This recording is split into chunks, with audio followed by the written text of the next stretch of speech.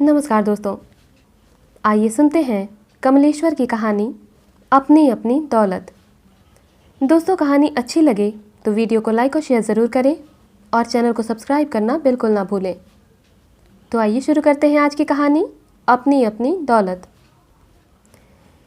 पुराने ज़मींदार का पसीना छूट गया यह सुनकर कि इनकम टैक्स विभाग का कोई अफसर आया है और उनके हिसाब किताब के रजिस्टर और बही खाते चेक करना चाहता है। अब क्या होगा मुनीम जी? जमींदार ने घबरा कर कहा। कुछ करो मुनीम जी। हुजूर, मैं तो खुद घबरा गया हूँ। मैंने इशारे से पेशकश भी की, चाहा कि भला टल जाए। 1 लाख तक की बात की, लेकिन वह तो टस से मस नहीं हो रहा। मुनीम बोला, तो हे भगवान, मेरी तो सांस उखड़ रही है। तब तक रमुआ पानी ले आया। जमींदार ने पानी पिया, पर घबराहट कम ना हुई। हिंदू है कि मुसलमान? सिख है। तो अभी लस्सी वस्सी पिलाओ और डिनर के लिए रोको। सोडा पानी का इंतज़ाम करो और फकीरे से बोलकर 3-4 मुर्गे कटवाओ और उनसे कहो कि हम सारा हिसाब दिखा देंगे।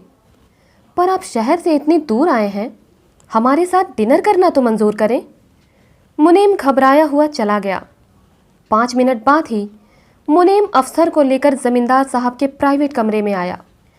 जमींदार साहब ने घबराहट छुपाकर लपकते हुए उसका स्वागत किया। उसे खास चांदी वाली कुर्सी पर बैठाया। आइए हुजूर, तशरीफ रखिए। यहाँ गांव में आने में तो आपको बड़ी तकलीफ होगी। जमींदार साहब ने अदब से कहा।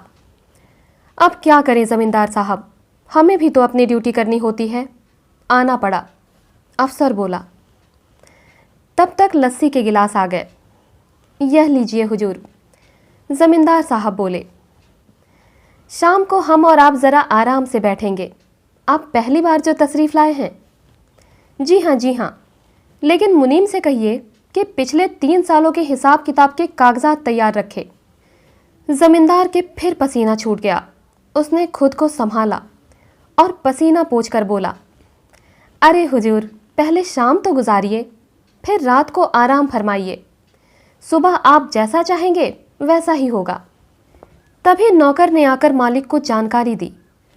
मालिक, रात के लिए फकीरे के यहाँ से कटे मुर्गे आ गए हैं। मालकिन पूछ रही हैं कि चारों शोरबे वाले बनेंगे या आधे भुने हुए और आधे शोरबे वाले। बताइए हुजूर, कैसा मुर्गा पसंद करेंगे, शोरबे का या भुना हुआ या दोनों? जमींदार साहब ने पूछा। इनकम टैक्स अफसर एकदम कच्चा पड़ गया। कहने लगा, जमींदार साहब, मैं चलता हूँ। अरे क्यों? कहाँ? हमसे कोई गलती हो गई क्या? नहीं नहीं, लेकिन आपके साथ बैठकर मुर्गा खाने की मेरी औकात नहीं है। वैसे आपके मुनीम जी ने मुझे 1 लाख देने की पेशकश की थी, लेकिन मैं अब आपसे अपना इनाम लेकर जाना चाहता हूँ। जमींदार और सारे कारकुन चौंके कि आखिर यह क्या माजरा है। जमींदार साहब भी चौंके। लेकिन आप? हुजूर, मैं 1 लाख रुपए की रिश्वत लेकर भी जा सकता था, पर नहीं, मुझे तो आपसे बस अपना इनाम चाहिए। इनाम? जी हुजूर, मैं इनकम टैक्स अफसर नहीं हूँ। मैं तो आपकी रियासत का बहरूपिया किशन लाल हूँ। सोचा अपनी कला दिखाकर आपसे ही कुछ इनाम हासिल किया जाए। जमींदार भड़क गया। तो किश्नो धानुक है, रामू धानुक का आवारा बेटा। अरे हरामजादे, तेरी वजह से मुझे हार्ट अटैक भी हो सकता था। तेरा इनाम विनाम तो गया भांड चूल्हे में। अगर सदमे से मुझे कुछ हो जाता तो? मैं हुक्म देता हूँ, हमारी रियासत छोड़कर कहीं भी चला जा। यहाँ दिखाई दिया तो मैं तेरे हाथ पांव तुड़वा दूंगा। बहरूपीय कलाकार किशन लाल को इनाम तो नहीं ही मिला। डर के मारे उसे वह कस्बा भी छोड़ना पड़ा। फिर कई बरस बाद जमींदार के उसी गांव में एक बूढ़ा साधु आया। वह एक पीपल के पेड़ के नीचे धूनी रमाकर बैठ गया। वह किसी से कुछ मांगता नहीं था। उसके प्रति लोगों का आकर्षण बढ़ने लगा। वह थोड़ा प्रवचन भी देने लगा। लोगों ने उसकी कुटिया बनवाने की बात की तो उसने मना कर दिया। वह जाड़े गर्मी बरसात में वहीं पीपल के नीचे बैठा रहता और ध्यान भजन और प्रवचन में खोया रहता। उसकी कीर्ति भी फैलने लगी। दूर दूर क्षेत्रों से लोग उसके दर्शन करने आने लगे। एक दिन जमींदारिन भी उसके दर्शन करने आई। उन्होंने श्रद्धा से दक्षिणा दी। साधु ने वह धन ग्राम पंचायत को दान में दे दिया। प्रवचन देते समय उसने कहा, यह धन मेरा अर्जित धन नहीं था, मैंने उसे अपने श्रम से नहीं कमाया था, यह समाज का धन है। उसी तरह समाज के पास लौट जाना चाहिए, जैसे वर्षा का जल सागर में लौट जाता है। श्रद्धालुओं की भीड़ बढ़ने लगी। जमींदारिन रोज उसके दर्शन करने आने लगी। एक दिन उन्होंने जमींदार साहब से कहा, क्यों न हम साधु जी को हवेली में ले आएं? वे जाड़े गर्मी बरसात में वहीं पीपल के नीचे बैठे रहते हैं। बारिश के दिनों में वहाँ बहुत कीचड़ हो जाती है और भक्तों को बड़ी असुविधा होती है। जमींदार साहब ने हाँ कर दी। जमींदारिन साधु महाराज को बड़ी धूमधाम से हवेली में ले आई। भक्त वहीं आने लगे। जमींदारिन ने भक्तों के लिए भंडारा करना शुरू किया।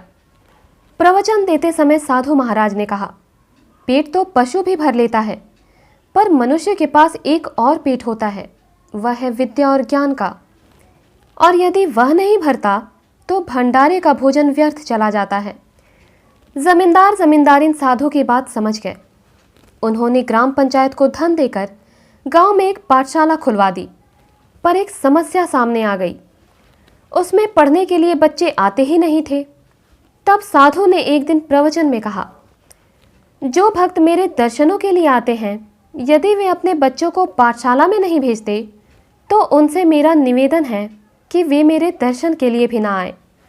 साधु महाराज की बात का असर हुआ। पाठशाला में बच्चे पहुंचने लगे। भक्तों की भीड़ और भी बढ़ने लगी। जमींदार और जमींदारिन ने दुनिया का दूसरा चेहरा देखा और एक रात जब सारे भक्त जा चुके थे, उन्होंने अपनी सारी धन संपदा लाकर साधु महाराज के चरणों में रख दी। महाराज, आप जैसे चाहे हमारी इस अकूत संपदा और संपत्ति का उपयोग करें। दूसरे दिन सुबह भक्त आने लगे, पर साधु का कहीं पता नहीं था। जमींदार और जमींदारिन सख्ते में आ गए। पूरी हवेली की तलाशी ली गई। साधु की परछाई तक वहां नहीं थी। वह साधु सारी धन संपदा लेकर चंपत हो चुका था। जमींदार और जमींदारिन के साथ बहुत बड़ा धोखा हुआ। तभी भक्तों की उत्तेजित और नाराज भीड़ में वही पुराना बहरूपिया किशनलाल दिखाई दिया। जमींदार का गुस्सा तो 7वें आसमान पर था ही। वे भड़क उठे, इतने बरसों बाद किशनु तू यहां? मैंने तो तुझे देश निकाला दिया था, तू यहां क्या करने आया है? हुजूर, मैं अपना इनाम लेने आया हूं। किशनलाल ने अदब से कहा, कौन सा इनाम? किस बात का इनाम? हुजूर, पिछला इनाम भी जो आपने नहीं दिया था, और इस बार का इनाम भी। इस बार का इनाम? लोग भौचक्के थे। जी हुजूर, वो साधु मैं ही तो था जिसे कल रात आपने सारा खजाना सौंप दिया था। लोगों को विश्वास नहीं हुआ। ताज्जुब से जमींदार ने पूछा, तू ही वह साधु था? जी हुजूर। तो वो सारी धन दौलत कहाँ है जो मैंने तेरे हवाले की थी? हुजूर, वो सारी धन दौलत हवेली के पिछवाड़े वाली कोठरी में सही सलामत रखी है। नौकर चाकर दौड़ पड़े और खजाने वाली गठरी उठा के ले आए। वह उसी की साधु वाली धोती में बंधी थी। गठरी खोल के देखी गई। सारी दौलत के साथ ही उसमें उसकी दाढ़ी मूछ भी रखी थी। उसका गेरुआ कुर्ता और रुद्राक्ष की माला और अन्य मालाएं भी उसी में रखी हुई थी जो वह साधु के रूप में पहनता था। भक्तों की पूरी भीड़ ने राहत की सांस ली। जमींदार जमींदारिन उसे ताज्जुब से देख रहे थे। अरे पागल, तब तू इनाम क्यों मांग रहा था? तू तो यह सारी दौलत लेकर भाग सकता था। भाग तो मैं जरूर सकता था हुजूर, लेकिन तब साधुओं पर से लोगों का विश्वास उठ जाता। लोगों ने उसे आंखें फाड़ फाड़ कर आश्चर्य से देखा। जमींदार और जमींदारिन ने भी। सबकी आंखों में अचरज था। कितना बेवकूफ़ आदमी है यह।